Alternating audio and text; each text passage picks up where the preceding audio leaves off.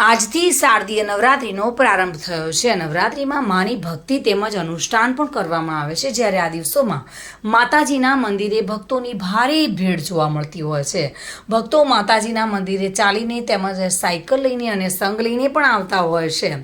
માતાજીને શ્રીફળ, ચુંદડી, સાકર, લાપસી જેવા વિવિધ પ્રસાદ પણ ધરાવતા હોય છે। ત્યારે સુરેન્દ્રનગરના ચોટીલામાં આવેલા મા ચામુંડાના મંદિરમાં હજારોની સંખ્યામાં ભક્તોની જનમેદની ઉમટી પડતી હોય છે। આ મંદિરે આખા વર્ષ દરમિયાન લોકો દર્શન માટે આવતા હોય છે, પરંતુ ખાસ કરીને આસો નવરાત્રિમાં, ચૈત્રી નવરાત્રિમાં અને પૂનમ પર વધુ ભારે ભીડ જોવા મળતી હોય છે। આ જગ્યા પર ગુજરાત તેમજ ગુજરાતની બહારથી પણ મોટી સંખ્યામાં ભક્તો દર્શનાર્થે આવતા હોય છે। સૌરાષ્ટ્રનું પ્રવેશ દ્વાર એટલે મા ચોટીલાનું ધામ અને 51 શક્તિપીઠમાંથી પણ એક શક્તિપીઠ એટલે મા ચોટીલા ચામુંડાનું ધામ।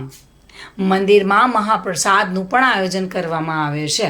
ભક્તો મંદિરે દર્શન કરીને ધન્યતા અનુભવતા હોય છે। નવરાત્રિમાં આઠમ પર હોમ હવન પણ કરવામાં આવતા હોય છે અને નવરાત્રિ દરમિયાન રોજે રોજ વહેલી સવારે 5 કલાકે આરતી થાય છે અને સાંજે સૂર્યાસ્ત બાદ આરતી કરવામાં આવે છે અને જ્યારે આરતી પૂર્ણ થાય છે ત્યારે આખા ડુંગરને ખાલી કરી દેવામાં આવે છે, કારણ કે ડુંગર પર સાંજની આરતી બાદ એવી માન્યતા છે કે રાત્રે માતાજીનો દરબાર ભરાય છે અને જેમાં 64 જોગણીઓ અને કાળ ભૈરવ પણ ઉપસ્થિત હોય છે।